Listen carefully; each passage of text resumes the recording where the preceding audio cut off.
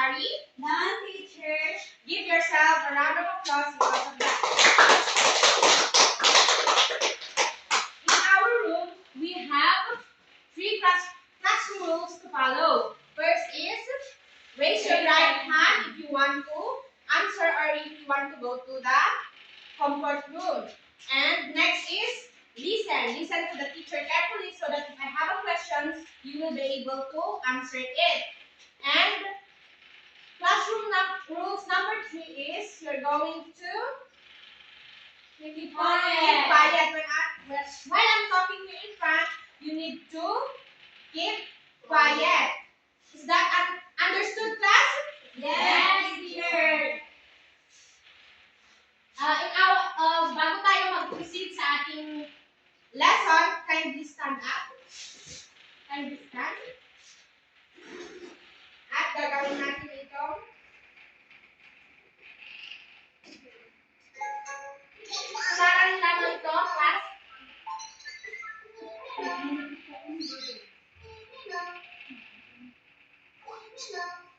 Minimo. From banana.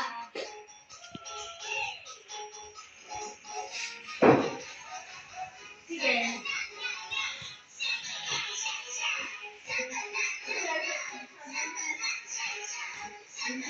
Pema? Sumaya mo, Pema.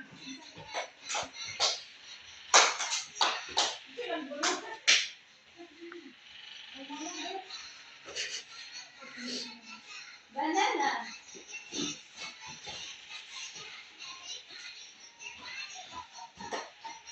More energy, class. More passion, more energy.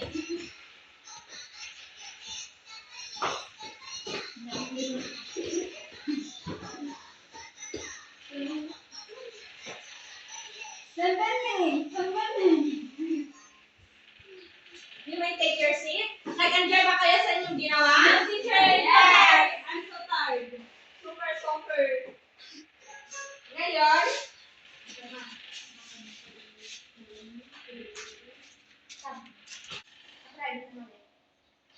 Ngayon, meron akong ipapakitang larawan sa inyo. Sino ang gustong maglarawan sa larawan na ito? Ikaw, Kadin? Teacher, mga dapat mga lalaki kasi nag-ayan din sa soccer. Yes. May naglalaro sa nakikita niyong larawan. How about this picture? Ikaw, Joyce? Magkapatid na naglalakad. Tama. At how about naman dito sa picture? Yes, Ruby? Teacher, nanonood. Nanonood ng TV. TV. Sa lahat ng mga pinakita ko, ginagawa ninyo ba ito sa inyong mga sa pang-araw-araw nyong gawain? Yes. Teacher. Bakit ito ginagawa? Teacher, because for Yes. Teacher, Ano ang ginagawa mo sa inyong bahay? kapag wala po akong ginagawa, teacher, nanonood po ako ng TV. Nanonood daw si Irish ng TV. Ngayon, kayo naman ang magbibigay ng mga ginagawa ninyo sa inyong mga tahanan. 6 ang inyong ililista. Bibigyan ko kayo ng 1 minuto upang gawin ito.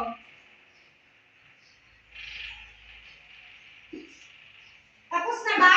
Yes, teacher.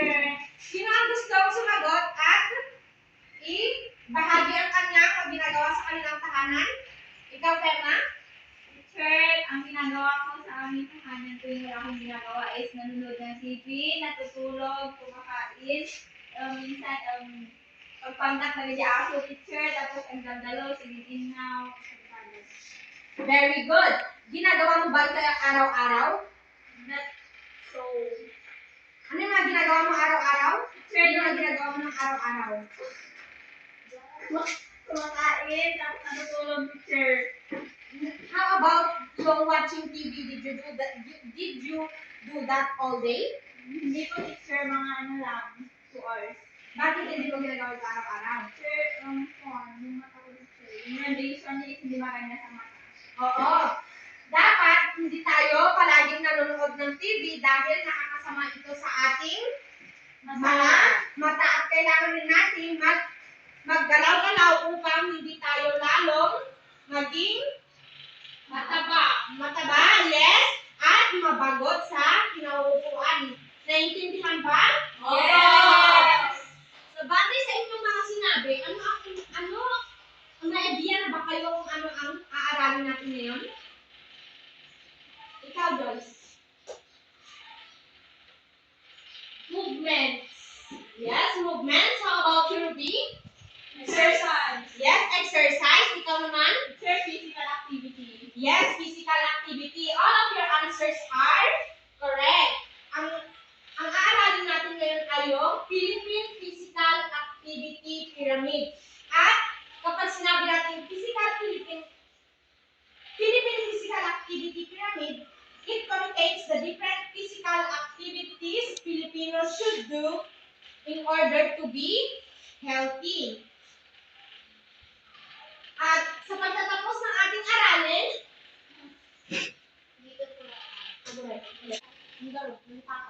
One, two, three, go.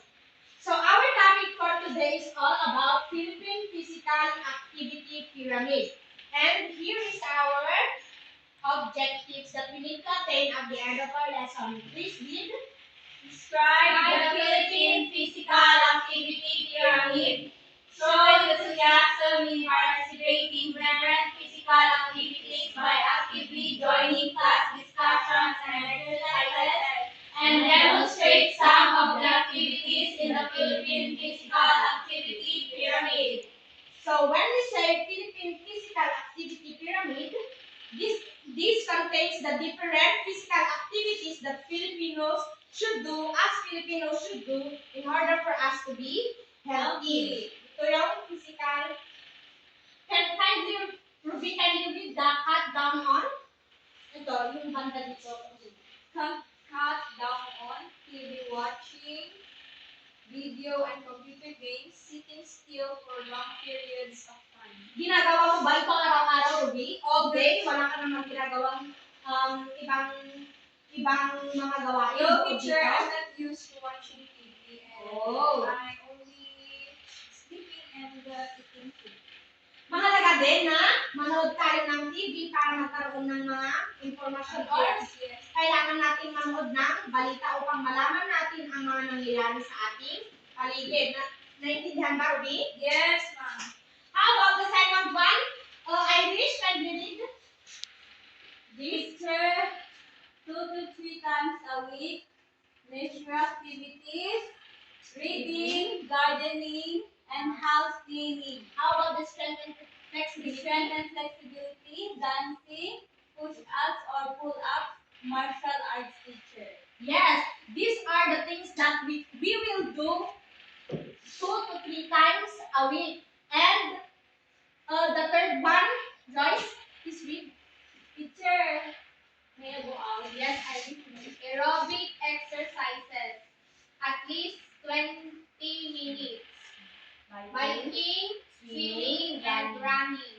Recreational activities, at least 20 minutes. Basketball, soccer, and baseball. And ito naman yung mga ginagawa natin 3 times a week. And how about you, Claudine? Can you read itong class? Yes, ma'am. Dito sa harapan. Dito. Do work around the house or yard. Go for a walk. Take the stairs instead of the elevator. How about dito? Walk or bike to get where you need to go. Walk your pet. Get outside and be active. Sorry, malabo mata ko. The Bluetooth device is ready to pair. Now we are going to know what are these activities. So first is the cut down on activities. These are the activities we should minimize or do less, like watching TV, playing computer games, and sitting for a period of time. Bakit kaya natin i-lessen itong mga gawain na ito? Ikaw, Ferma. We need to listen. Lesson. Like those activity like watching TV, playing computer games, because nakakasama sila sa ating mata at it causes a lot of damage. Yes, tama si Pema. Nakakasama ito sa ating body and lalong-lalo na sa ating nangunata kung palagi tayong nanonood lang at nag-computer games and nakaupo At lang. yung sweat kapag Yes, masakit yung sweat. Kailangan din natin gumalaw-galaw para hindi tayo mabagot. Yes, Next, parang maboard. Ganun. Next is leisure activities. Can you read that, Ainsley? Leisure activities. These are activities that we do for fun and relaxation, like reading, house cleaning, and gardening.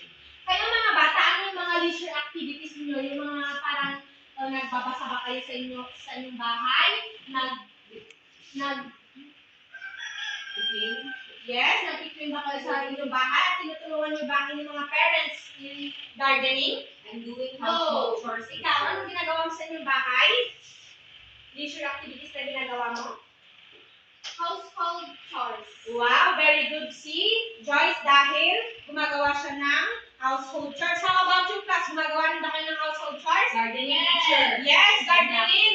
Tinutulungan mo ang inyong nanay. Opo. At nagsisibak daw ng kahoy si Pema. Wow naman, Pema. Very good. Let's give a round of applause to Pema.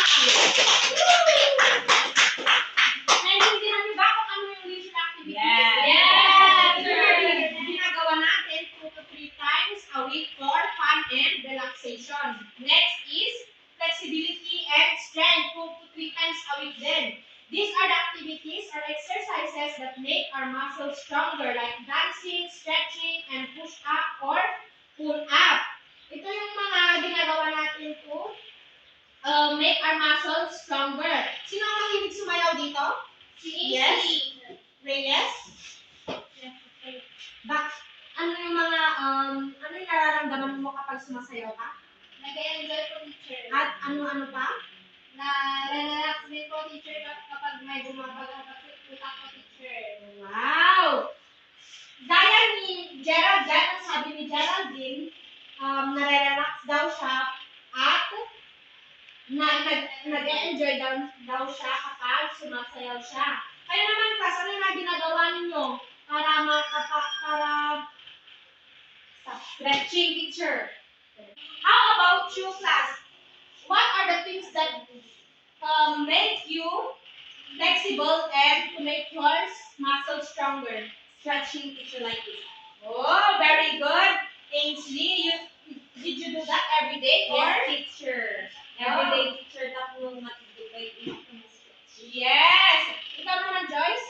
Teacher is playing tumbang preso kind of activities or exercise. Ginagawa mo ba ito araw-araw? Yeah. Araw-araw, Joyce? After classes, Oo, we ginagawa. play in the ground. Yes. Yeah. Ang mga sinabi ninyo is an example of flexibility and strength and kailangan natin itong gawin 2 to 3 times a week. Next naman, our last, it's not last pala. This is the third in the category, which is the aerobic exercises or recreational activities. These are the activities that makes our hearts and bodies strong like biking, swimming, running, and playing sports.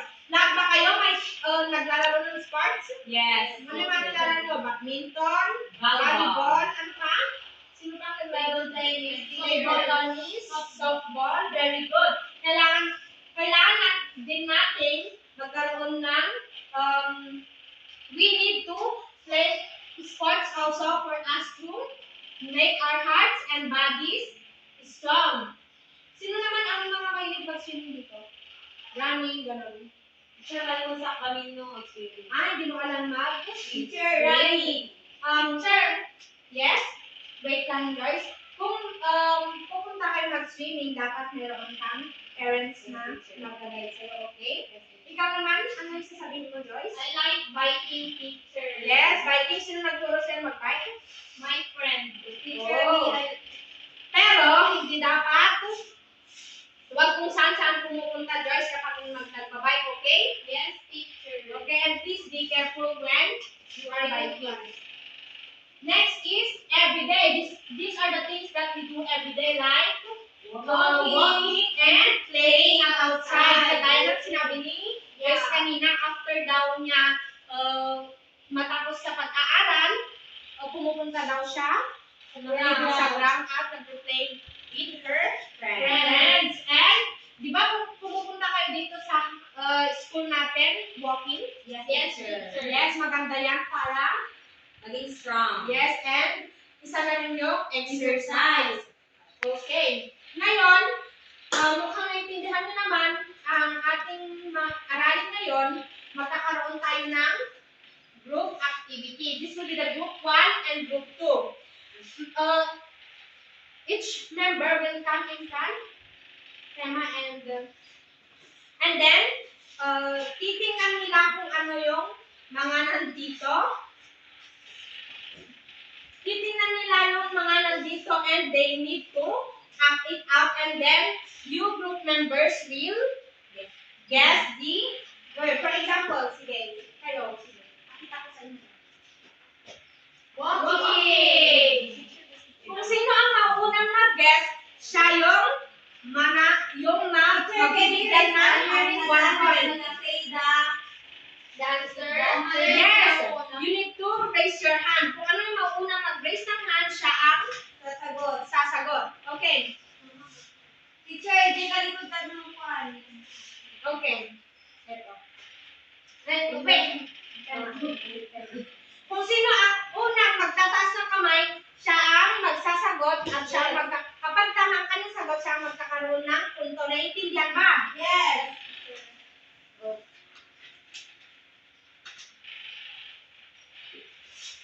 Ikaw, Joyce, dahil ikaw ang una. Sweeping teacher. Sansagan. Oh, yes, correct. Si Joyce ang pinakita ko ay sweeping. So, magkakaroon sila ng 1 point.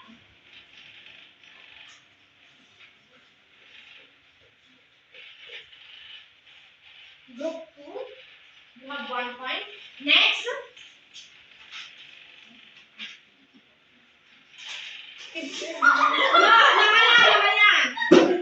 Mamaya, Tema. Kapag sinabi kong 3, 2, 1, magtataas kayo ng kamay, okay? Yes, teacher. 3, 2, 1. Ikaw, Irish? Teacher, watching. Watching? TV. Okay, correct. Si Irish. Ang ginawa nila ay watching TV.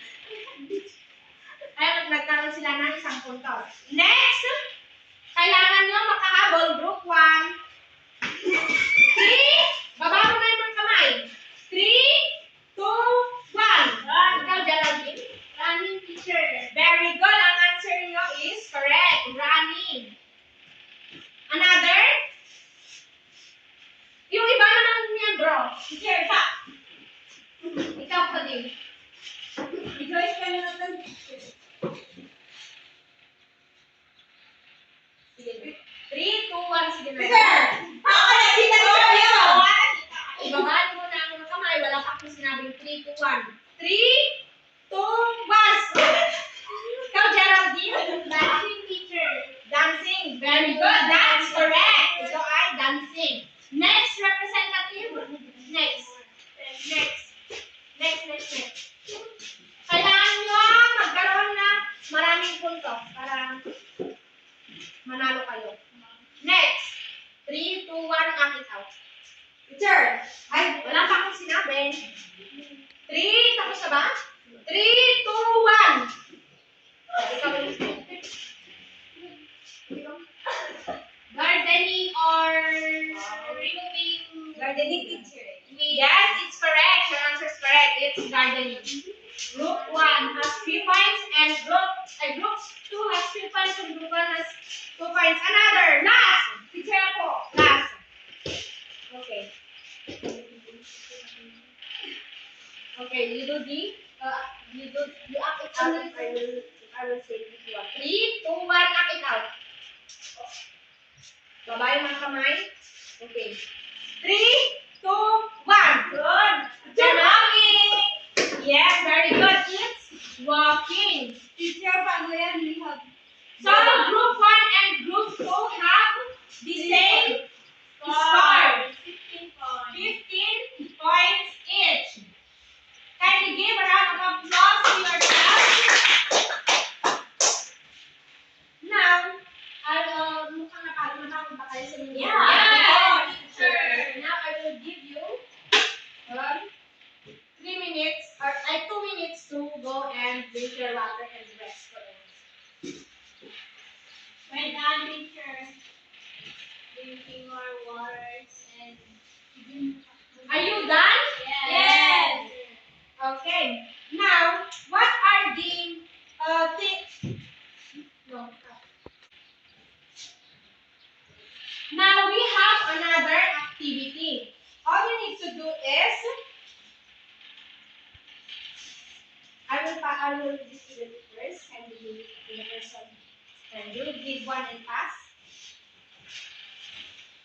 Now in your group activity,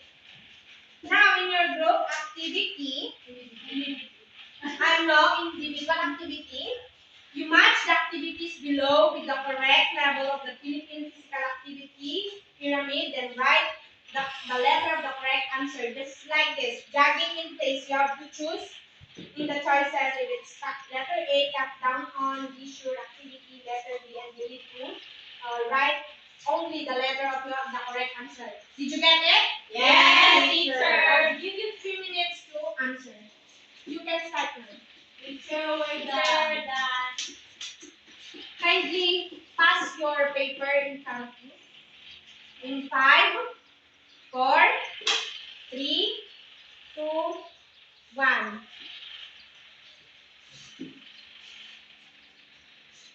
Very good. Now, class, that we are finished with our lesson, I want you to remember and do the